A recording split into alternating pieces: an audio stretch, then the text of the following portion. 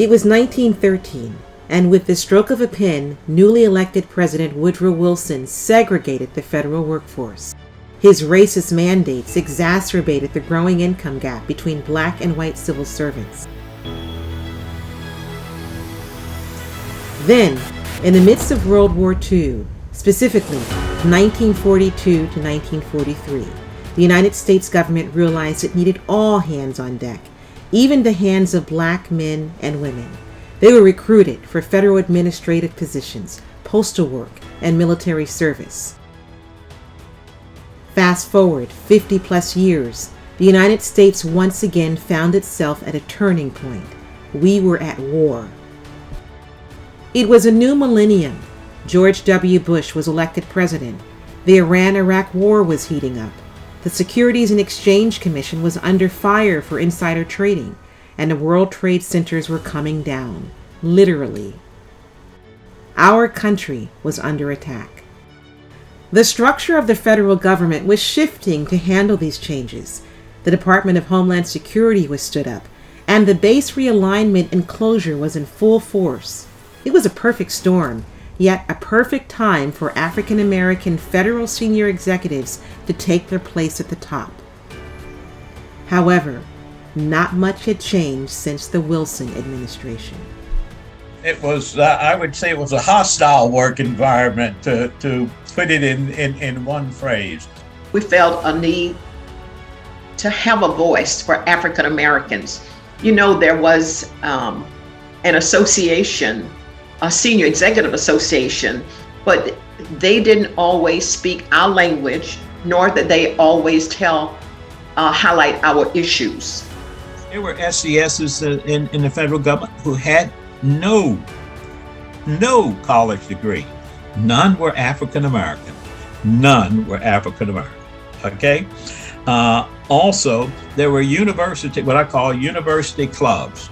If you didn't go to a certain school, you could forget it. You were not going to make it. And these were not the historically black colleges and universities where most of us were coming from.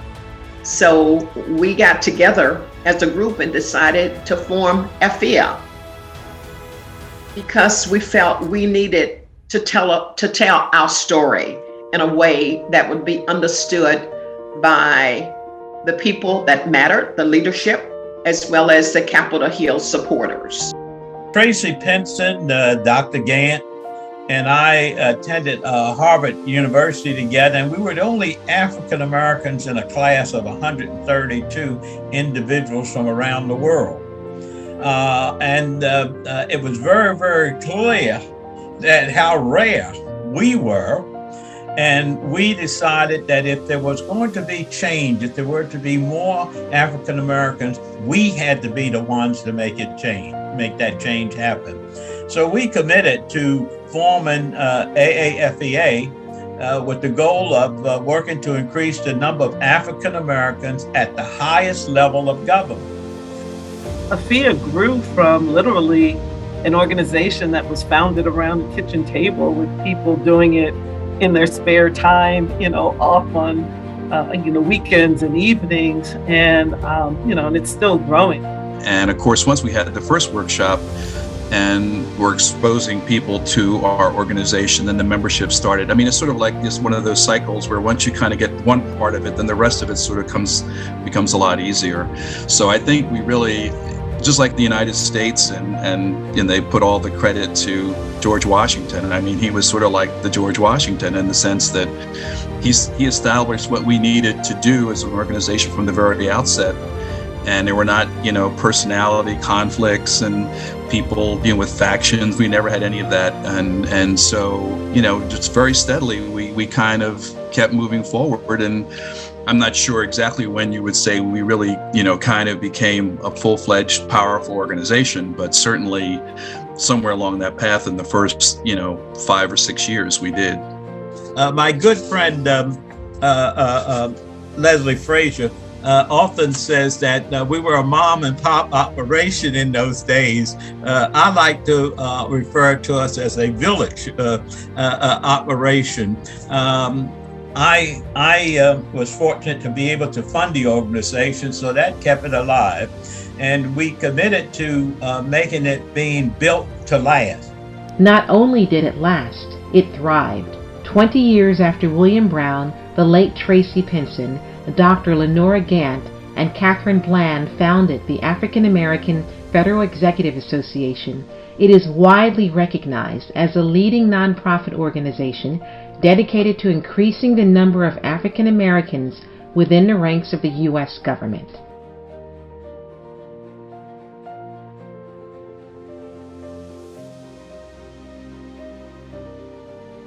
I've seen a real impact that the organization has had on the lives and careers of many people. I'm very proud to have been a part of it and to have served on the executive, on the Leadership Council for a long time. And it continues to be sincere, authentic, and genuine, helping Black people move up wherever they are. And so I'm very proud to have been a part of it.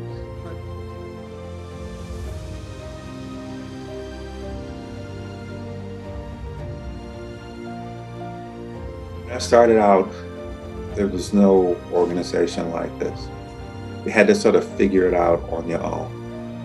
The real value of AAFEA is that we give to the current and future generations of leaders the unwritten rules of how the game is played. AAFEA does this through an array of outstanding career and leadership development programs designed to prepare future leaders for executive career opportunities at the highest levels of the federal government. AAFEA's programs include webinars, coffee talks, conferences, as well as its highly competitive Signature Fellows program. The initiative guides a select number of African American members at the GS 14 and 15 levels during an intense 12-month leadership development experience. They're paired with mentors like Clarence Crawford, former COO and CFO of US OMB, PTO, and OPM. And the thing that I like about AAFEA is that we've got great mentors, great current SESs, great retired SESs who come back and share the insights. Let me tell you how it really works. Let me tell you what you really need to think about. Let me tell you how you have to position yourself. And from time to time, we offer a little bit of correction. You can't do that. But what it does is it gives the current and future leaders an opportunity to learn the unwritten rules, an opportunity to meet with and be with current and retired executive leaders, to learn from them, to see. And the other thing that it does is they get a chance to see people who look like them. Each fellow prepares a capstone project, participates in mock interviews, and receives critical feedback from mentors as the fellows develop their executive core qualifications. So these packages have to be pretty compelling because you're just reading and getting to know someone's experience based on what's written on that piece of paper. So we invest in a very rigorous aspect of that 12-month experience where we are guiding and coaching our fellows on writing their ECQs. SES is far more than developing ECQs. ECQs and MTQs get you to an interview. But if you don't have executive presence, if you can't present yourself as a leader or a leader of leaders, then you're just not going to be able to close that gap and connect those dots. So I think that's what AAFEA does in this space. Participants leave the 12-month program with the skills, confidence, and readiness to successfully compete for senior executive positions. This is what AAFEA is all about from a career development standpoint, to put you in a position to be highly qualified candidates to compete. We are focused on that development. We are focused on preparation. We are focused on encouraging and motivating our members to own their career and to invest in their career. Now, we all acknowledge that things just don't happen. You just don't get that opportunity, at least for us, just because, you're there. You have to present and show up ready, capable, and able. And so that is what we invest in our programs and our events to ensure that our members are equipped when they go to apply for those opportunities. I've been on the board here with AAFEA for almost 5 years in various capacities, and having that opportunity to feel that folks generally have an interest in your growth and development, generally have an interest in supporting the mission, and it's just a different, a more hands-on touch and feel. I don't feel that, never got the feeling I was just a number. I felt like there was a connection. I felt like there was an opportunity, and if I reached out, folks genuinely wanted to connect, wanted to help me to achieve my personal goals and aspirations. And I just feel like it's a group of like-minded individuals that are pushing towards the same vision and values. Your executive service and federal government is not an easy place to get to in terms of your career. It requires being talented. It requires having had certain experiences. It requires coming up very often through the ranks. And that's a bit of a gauntlet very often for anyone, but certainly for us, it's very much a gauntlet. And so you really do need a place to go where you can be refreshed, replenished, where people can share strategies and tactics, where they can perhaps, sit you down and have candid conversations with you about what excellence is all about, and tell you what you need to hear, as opposed to telling you what you want to hear, but then you never get the opportunities.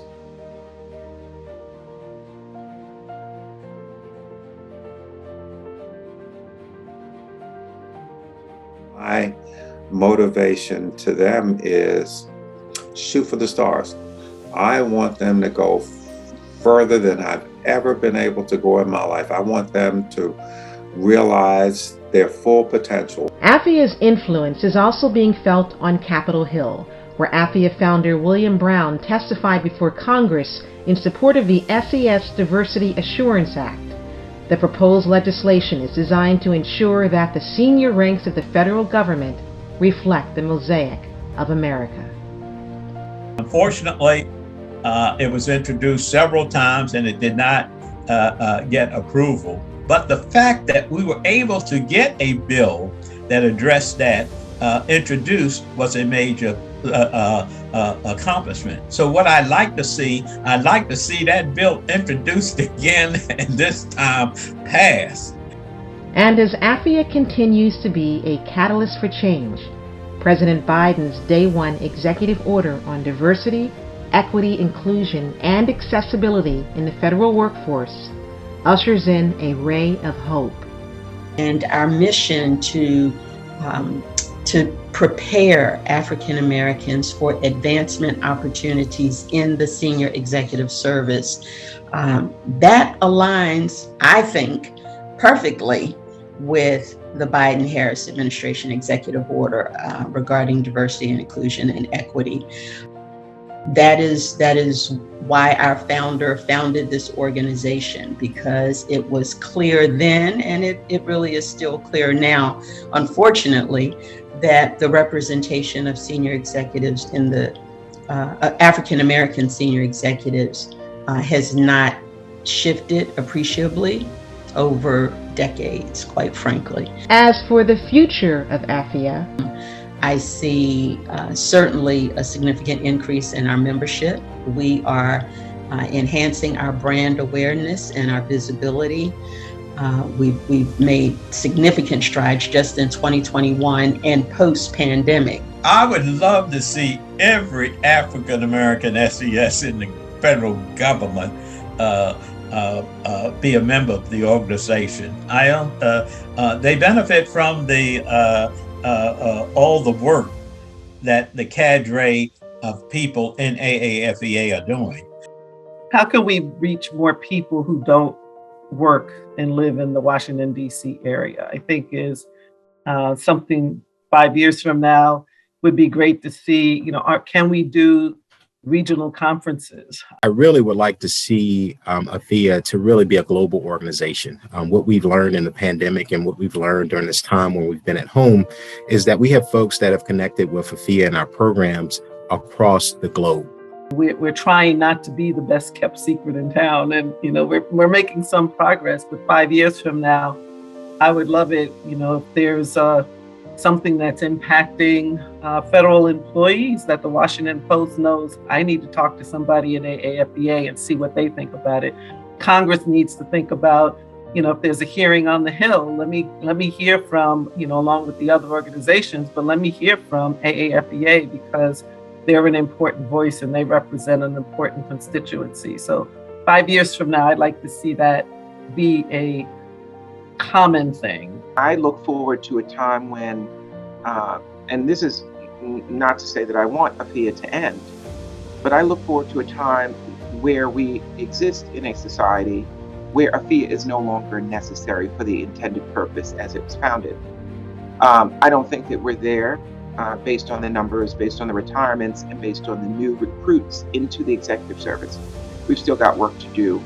But I think that if you want a sense of community, if you want a sense of belonging, and want a sense where you feel empowered after you've engaged with AAFEA through their annual training conference or their coffee talks or their webinars or any of the programming, then you'll get a lot from it. It has been the honor of my lifetime to serve as the president of AAFEA, and I would be forever indebted to the membership and the board for allowing me this opportunity. I think it's the greatest organization in the world.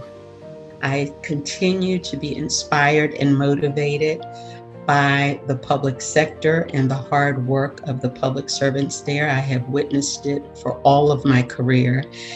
And I'm just continue to be so inspired to the work through the mission of AAFEA and the golden opportunity that was granted me to serve as the executive director for these past 3 years, and then to step into the role of president beginning in 2022, something I really did not see coming, but very excited and honored to continue to serve the organization, which aligns with my passion.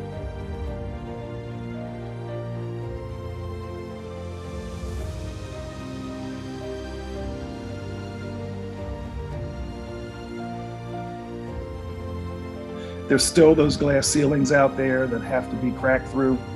And the better we go about developing ourselves and positioning ourselves to be successful in that regard, I think the better America will be.